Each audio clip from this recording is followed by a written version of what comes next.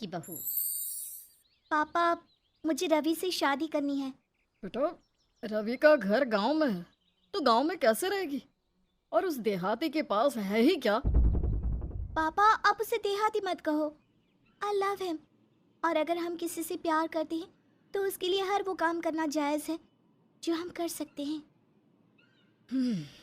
बात तो तेरी ठीक है बेटी, लेकिन रोते हुए फिर मेरे पास मत आना।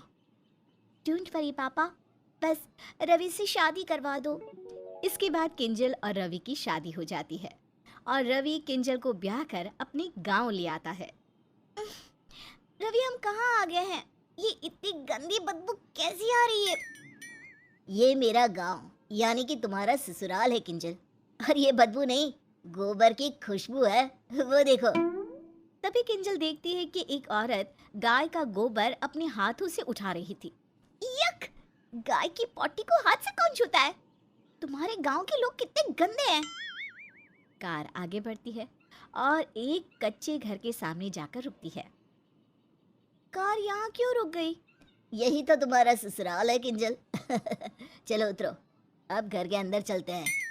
फिर जैसे ही किंजल कार से उतरती है, उसका पैर कीचड़ में पड़ता है और उसकी हिल्स पूरी तरह गंदी हो जाती है। छी, मेरा पैर! यक! रवि डार्लिंग, ये क्या है? पूरे 20,000 के सैंडल थी ये। 20,000 की सैंडल? अब तो 20 रुपए की भी नहीं रही। Shut up! Shut up? अम्मा देखो ना, ये भाभी क्या कह रही है। अपने घर में तो कोनो शटर ही ना है। रवि, कौन है ये बदतमीज लड़की? मेरे 20,000 के सैंडल का मजाक बना रही है। चुप रहो, मेरी बहन है। आओ आओ बहुरिया, नए ससुराल में तुम्हारा स्वागत है। माफ करना, ये तुम्हारी ननद ना थोड़ी सी पगलेट है। कोई बात नहीं मम्मी जी। फिर सास धूमधाम से बहू का गृह प्रवेश करती है और सारी रस्में पूरी करती है। वहीं अगले दिन, बहू, जल्दी से तैयार हो जा, आज तेरी मुंह दिखाई है। जी माँ जी, बस तैयार हो ही गई हूँ। थोड़ी देर बाद जब बहू बाहर आती है तो सभी उसे देखकर हैरान हो जाते हैं। रोमा बहन, बहू की मुंह दिखाई है या टांग दिखाई? मुंह से पहले तो इसकी गोरी टांगों पर नजर जा रही है। सही कह रही हो बहन। पहले ही पता होता कि टांग दिखाई है तो टांगों को ढकने के लिए तोहफा लाते। खैर, अब मुंह दिखाई हो या कुछ और, सभी तो दिख रहा है। जितनी गोरी इसकी टांगे है ना, तुम तीनों को मिलाकर भी इतना गोरा तुम्हारा मुंह नहीं है। जिस काम के लिए बुलाया है वो करो। बड़ी आई मेरी बहू का मजाक बनाने वाली।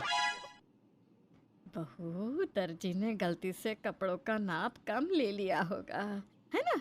इसीलिए कपड़े ऐसे हैं। खैर कोई ना, मैं चुनरी से तेरा सर ढक देती हूँ।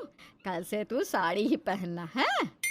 जिसके बाद सभी मुंह दिखाई की रस्म पूरी करते हैं और कुछ देर बाद सभी अपने घर चले जाते हैं। अगले दिन, बहू तो कौन से दर्जी से कपड़े सिलवाती है? तेरे सारे कपड़ों का गलत नाप लिया है उसने। अरे इससे बड़े कपड़े तो हमारे यहाँ सुबुनी पहनती है। ये सुबुनी कौन है माँ जी? अरे परसों हमारे गाय ने बच्चा दिया है ना, वो। इतना सुनते ही किंजल दिल मिला जाती है। पहली बात तो ये डिजाइनर कपड़े हैं, इसे कोई दर्जी नहीं सिलता। It's fashion. और आज के बाद मेरी तुलना किसी गाय के बच्चे से मत करिएगा। तो पता नहीं बहुरानी बुरा क्यों मान गई। सच्ची तो कहा है हमने। दोपहर में रीना उपले बना रही होती है। छी रीना, तुम ये गाय की पॉटी हाथ में लेकर क्या कर रही हो? भाभी, ये गाय की पॉटी नहीं, गोबर है। इससे उपले बना रही हूँ। चूल्हे में लगाकर खाना बनाने के काम आते हैं ये। छी, तुम लोग कितने गंदे हो। गाय की पॉटी से खाना बनाकर खाते हो? छी छी छी छी। मैं तो नहीं खाने वाली ऐसा खाना। और क्या क्या करते हो तुम लोग? इस गांव के लोग तो नमूने हैं एकदम। गाय की पॉटी खाते हैं, घर में लगाते हैं और पता नहीं क्या क्या करते होंगे। अरे बहू, तू ये क्या बकवास किए जा रही है? तुझे पता भी है कि तू क्या बोल रही है? गाय हमारी माता है और यही हमारा सबसे बड़ा धन है। हम गाय के बारे में एक लफ्ज और नहीं सुन सकते। गाय तुम्हारी माता है, इसके सिवा यहाँ किसी को कुछ नहीं आता है। ये गांव और गांव के गवार लोग। फिर किंजल वहां से तिल मिलाकर चली जाती है।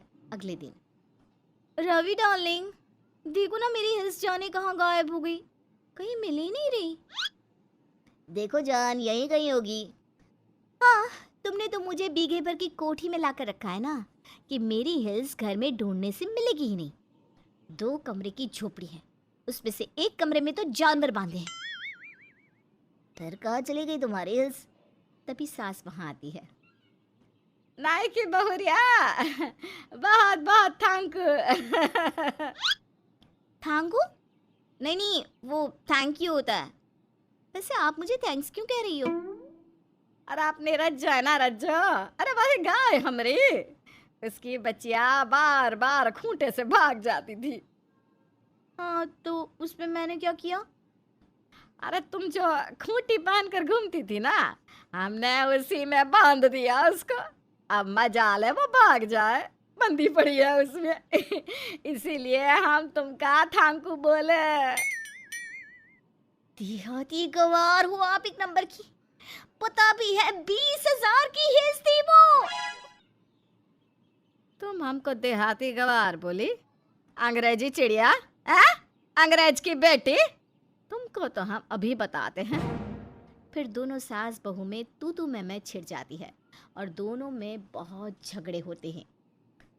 अरे बस करो आप दोनों, कुत्ता बिल्ली की तरह लड़े जा रही हो। अरे बेटवा, वो कुत्ता बिल्ली नहीं, टॉम और जेरी होता है। हाँ हाँ, क्या बात है, मेरी देहाती सास को इतना तो पता है। अरे तुमने हमको फिर से देहाती कहा है। जिसके बाद फिर दोनों में झगड़ा हो जाता है और रवि जैसे तैसे दोनों को शांत करवाता है। रात के वक्त कमरे में, रवि मैं यहाँ नहीं रह सकती यार, एक तो 2 कमरे की झोपड़ी, ऊपर से कोई सुख सुविधा नहीं है यहाँ पर। मायके में रानी बनकर रहती थी, यहाँ तो नौकरानी जितने पे इज्जत नहीं है, और यहाँ के लोग कितनी गंदगी से रहते हैं। किंजल, गांव के बारे में कुछ भी मत बोलो, मैं भी यहीं पला बड़ा हूँ, और तुम्हें तो पहले से ही पता था कि मैं गांव में ही रहता हूँ, तब तो तुम्हें कोई दिक्कत नहीं थी। तुम ही कहती थी कि प्यार के लिए मैं एडजस्ट कर लूंगी, अब क्या हो गया? तुम क्या कहना चाहते हो रवि, कि मेरी चॉइस गलत है? बिल्कुल नहीं, मैं कभी गलत नहीं हो सकती। तो क्या मैं गलत हूँ? हाँ, तुम ही गलत हो। इतनी गंदी जगह लाके रख दिया है मुझे। अरे ये इंसानों के रहने लायक जगह भी है क्या भला? ऊपर से तुम्हारे देहाती घर वाले हिल्स को खूंटा समझकर गाय के बच्चे को बांध दिया। मेरे कपड़ों की तुलना उस गाय के बच्चे से करते हैं। सही तो कहते हैं, गांव में ऐसे कपड़े नहीं पहने जाते, यहाँ रहना है तो यहाँ के तौर तरीके से ही रहना होगा। जिसके बाद दोनों में बहुत झगड़ा होता है और दोनों एक दूसरे से बात तक नहीं करते। अगली सुबह, माँ जी, ये लोग लोटा लेकर कहाँ जा रहे हैं? झाड़े। यू मीन टू से टॉयलेट? हाँ बहुरिया, वो का है ना, हमारे गांव में शौचालय नहीं है, इसलिए सब खेतों में ही जाते हैं। अब तू भी जल्दी चल, वरना उजाला हो गया तो जगह नहीं मिलेगी। मैं ऐसे खुले में नहीं जा सकती, घर में बाथरूम बनवाओ। बेशरम लड़की, अरे घर में तुलसी होता है, घर में कैसे शौचालय बनेगा? है वहीं खुले में शौच और घर में बाथरूम बनाने को लेकर एक बार फिर दोनों सास बहू में छिड़ जाती है जंग, और घर में आए दिन किसी न किसी बात पर कलेश होना आम बात हो गई थी। कभी पति पत्नी में झगड़ा होता तो कभी सास बहू और ननद में, जिससे रवि बहुत ही ज्यादा परेशान हो जाता है। कई मामलों में बीवी सही होती थी तो कई मामलों में घर वाले। अब रवि को ये समझ में नहीं आ रहा था कि वो दोनों को समझाए तो कैसे समझाए। किंजल सुनो ना, चलो आज कहीं घूमने चलते हैं। क्या बात है, आज बड़ा मस्का लगा रहे हो? देखो, अगर घर में एडजस्ट करने को लेकर बहलाने या फुसलाने आए हो ना, तो ये भूल जाओ, मुझसे नहीं होगा ये। ऐसा लगता है कि किसी कबाड़ खाने में लाके रख दिया है मुझे। आई नो डार्लिंग, तुम्हें कितना बुरा फील होता होगा, इसीलिए मैंने एक प्लान बनाया है। कैसा प्लान? हमारे पूर्वजों की एक पुरानी हवेली है, माँ ने उसे किराए पर दे रखा है ताकि लाखों का रेंट मिल सके। तो हम वहाँ क्यों नहीं रह सकते? अरे वही तो बताया मैंने माँ को, लेकिन लाखों का रेंट मिलता है ना, इसलिए माँ वहाँ रहने के लिए कभी नहीं मानेंगी। उनको मनाने का एक ही तरीका है, जो तुम कर सकती हो। पर वो काफ़ी मुश्किल है। अरे तुम बताओ तो सही, मैं सब करूँगी। तभी रवि किंजल के कान में कुछ कहता है। नेवर, कभी नहीं हो सकता ऐसा। तो रानी बनकर महलों में रहने का सपना सपना ही समझो। अच्छा ठीक है, मैं ये सब करने को तैयार हूँ, लेकिन बस 6 महीने तक। अगर 6 महीने में तुम्हारी माँ नहीं मानी तो ठीक नहीं होगा, समझ लेना। तुम मान गई ना मेरी जान, माँ भी मान जाएंगी। वहीं अब रवि अपनी माँ के पास जाता है। माँ, किंजल आपसे बहुत लड़ती है ना? अरे मैं तो उस शहरी बहू से बहुत परेशान हो चुकी हूँ। ना जाने कब यहाँ के तार तरीके समझेगी वो। माँ वो समझ जाएगी, लेकिन आपको भी कहीं ना कहीं उसकी कही बातों को समझना होगा। अगर मेरे बहू मेरे मुताबिक रहती है तो मैं उसे बेटी से भी ज्यादा प्यार करूंगी। पहले वो समझे तो। अगले दिन सुबह सुबह किंजल सास के पास आके उनके पैर छूती है। शहरी बहू को सर से पैर तक साड़ी में ढकी हुई देखकर सास बहू हैरान होती है। सासू माँ, आशीर्वाद दीजिए। अरे जग जग जियो बहुरिया। सासू माँ, आज मैंने अपने हाथों से नाश्ता बनाया है, टेस्ट करके बताना कैसा बना है। एक ही दिन में इतना बदलाव। अरे जो लड़की घुटने के नीचे कपड़े नहीं पहनती थी, आज मेरे लिए नाश्ता लेकर घुटने पर बैठी है। वाह क्या बात है। इस तरह किंजल हवेली में रहने की लालच में अपनी सास की खूब सेवा करती है। वहीं किंजल से खुश होकर उसकी सास भी उसके मन मुताबिक के काम करने लगती है और धीरे धीरे कच्ची झोपड़ी से उनका पक्का मकान बन जाता है और घर में ही वॉशरूम भी बन जाता है। फिर एक दिन, भाभी कपड़े धोने जा रही हो तो मेरे भी कपड़े ले लो, बहुत गंदे हैं। ठीक है रीना। फिर किंजल ढेर सारे कपड़े लेकर उसे धोने चली जाती है। बेचारी मेरी बहू, इतना सारा कपड़ा रोज अकेले कैसे धोती होगी। रवि जा जाके अभी वॉशिंग मशीन लेकर आ।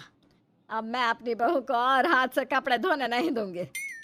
और इस तरह अब धीरे धीरे घर में सारी सुख सुविधा वाली चीजें आना भी शुरू हो जाता है। ऐसे ही 6 महीने बीत जाते हैं। किंजल, माँ तो वो हवेली हमें देने के लिए नहीं मानी। अब तुम चाहो तो मुझे और इस घर को छोड़कर जा सकती हो। आई एम सो सॉरी, तुम्हें 6 महीने इतनी परेशानी झेलनी पड़ी। चलो जल्दी से सामान पैक कर लो, मैं तुम्हें तुम्हारे मायके छोड़ाता हूँ। अरे ऐसे कैसे? ऐसे कैसे क्या? अरे चलो जल्दी करो वरना ट्रेन छूट जाएगी। फिर रवि जल्दी जल्दी किंजल का सामान पैक करके उसे घर से ले जाने लगता है कि तभी, अरे बहू को कहाँ लेकर जा रहा है रे? सासू माँ समझाओ ना इनको। भले ही आप हवेली देने के लिए नहीं मानी तो क्या हुआ, मैं इस घर में भी रह लूंगी। देखो ना ये जबरदस्ती मुझे मायके छोड़ने जा रहे हैं। भाभी आप यहाँ इस गांव में और कैसे रह सकती हैं? अरे वही तो मैं भी इसे समझा रहा हूँ। जिसके बाद दोनों यानी कि ननद और पति हंसने लगते हैं। अरे बेटा बस कर ना, अब तुम दोनों बहू की टांग खींचना बंद करो। क्या मतलब सासू माँ? अरे बहू, रवि हम दोनों को सबक सिखाना चाहता था, इसलिए ये सब इसकी चाल थी। और इस 6 महीने में हम दोनों सास बहू ने एक दूसरे की हर बात मानी, जिससे हम दोनों के बीच में होने वाले झगड़े खत्म हो गए और सही और गलत के बीच का अंतर हम दोनों को समझ में आ गया। सही कहा माँ जी आपने। और देखिए ना, मैं हवेली की लालच में ये सब कर रही थी और मेरा घर तो अब खुद ही हवेली जैसा बन गया है। और इस तरह शहर की बहू भी गांव में एडजस्ट भी हो जाती है और अपने गांव वाले ससुराल को भी थोड़ा एडजस्ट करवा लेती है। और दोनों की तरफ से थोड़े थोड़े एडजस्टमेंट से सभी हंसी खुशी से रह